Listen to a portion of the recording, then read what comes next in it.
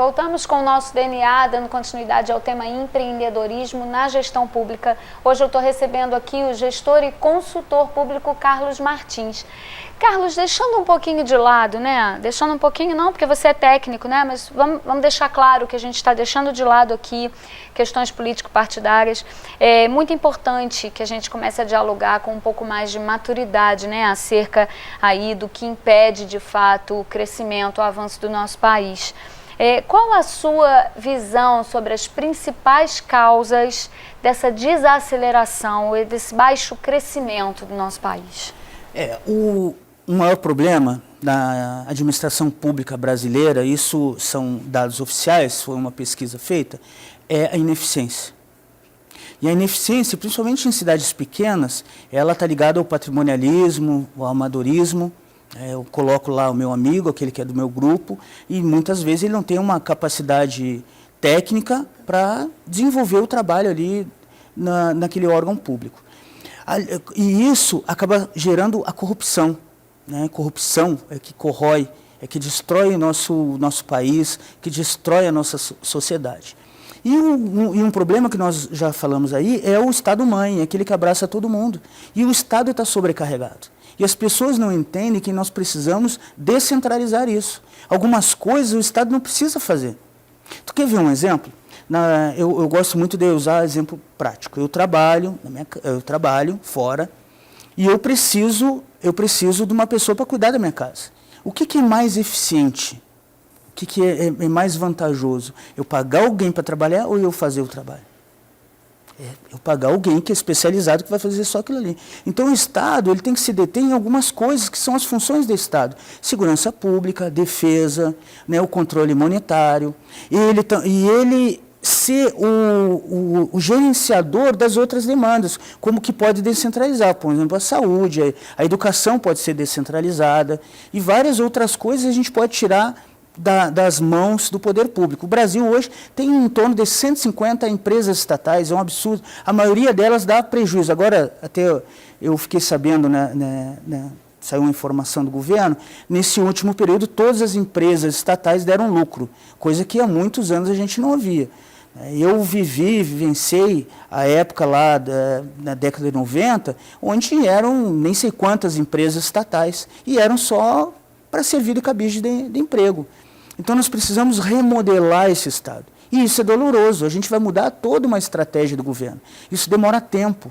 Na administração pública, diferentemente da nossa vida como pessoa, ou seja, na macroeconomia, não na micro, as coisas demoram para acontecer. Uma medida tomada hoje no governo, ela vai repercutir daqui a 2, 3, 4, 5 anos.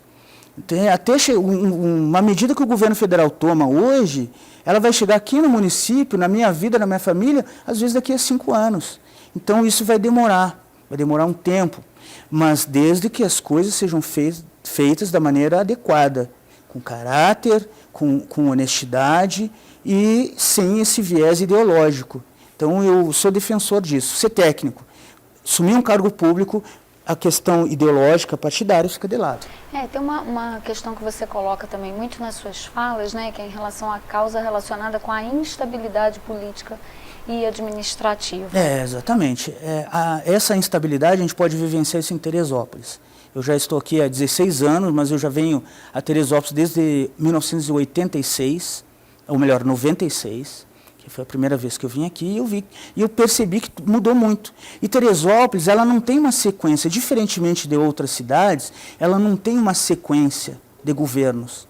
Né? Aquilo vai quebrando e toda hora tem uma notícia nova que vai desestabilizando. Imagina uma empresa que toda hora há boataria de corrupção por parte dos empregados. Há uma desestabilização muito grande, a empresa não vai crescer. A clientela sempre vai ter aquela desconfiança. E é isso que nós vivemos em Teresópolis. Nós vivemos um momento, um período de muita desconfiança. A gente precisa mudar isso. A gente precisa trazer para Teresópolis a credibilidade. A gente precisa ver Teresópolis como uma cidade confiável, onde o turista ele vem para cá, ele sabe que ele vai ter uma boa mobilidade urbana, que é um problema que nós temos, né? Eu falo como alguém da Câmara Técnica, mobilidade urbana, que é péssima.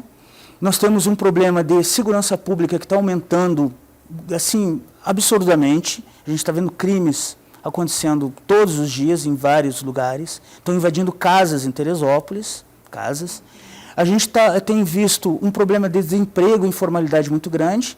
E existem pesquisas, inclusive uma da Getúlio Vargas, do ano passado, que relaciona a informalidade ao aumento da violência. Então, cidades informais são mais violentas. E nós precisamos disso. Por quê? Porque a pessoa informal é uma pessoa insegura. Ela é insegura, ela não tem uma segurança que amanhã ela vai estar trabalhando. Ela vive o dia de hoje. Uma das coisas que você também fala muito, vem falando há algum tempo, é sobre a fragilidade de Teresópolis.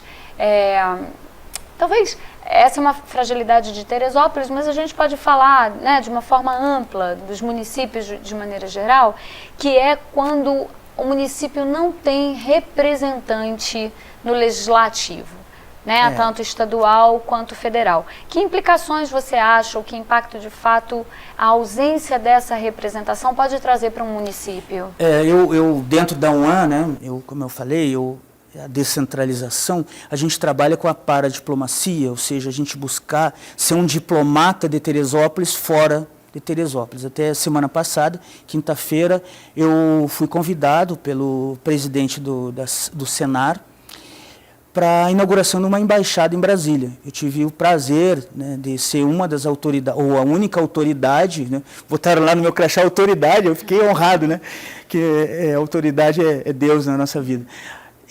Para a única representante de Teresópolis nesse evento muito importante, que tinham diplomatas do mundo inteiro.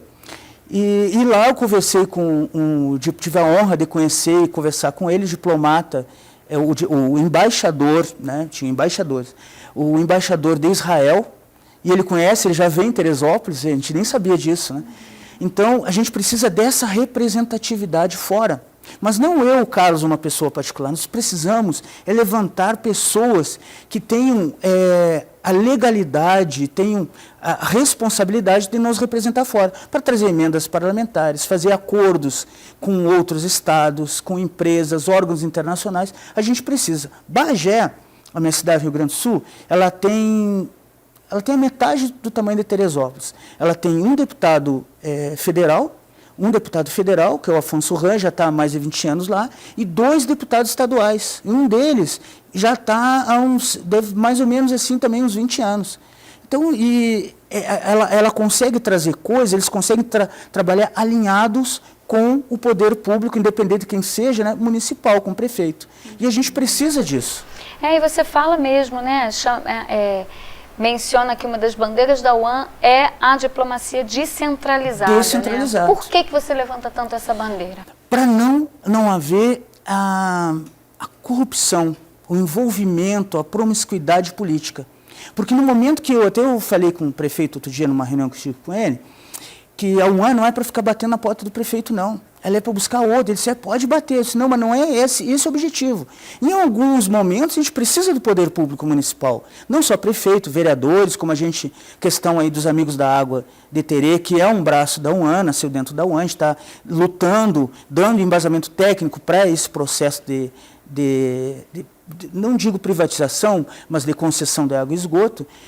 A gente vai ter que se envolver, mas a gente precisa buscar recursos fora, trazer parceiros que queiram investir em Teresópolis, independentemente do poder público. O importante da parceria com o poder público é porque o fortalecimento desse grupo, de fato, apoia, né, a gestão pública ao avanço. Apoia não a governo, mas o município. A gestão. E aí a gente ganha credibilidade, as pessoas abrem as portas para a gente. Se a gente tem um envolvimento político, se a gente tem alguém por trás lá, dificilmente tu consegue avançar. E dentro da UAN, nós temos pessoas do mais alto nível. Nós temos doutores, professores universitários, nós temos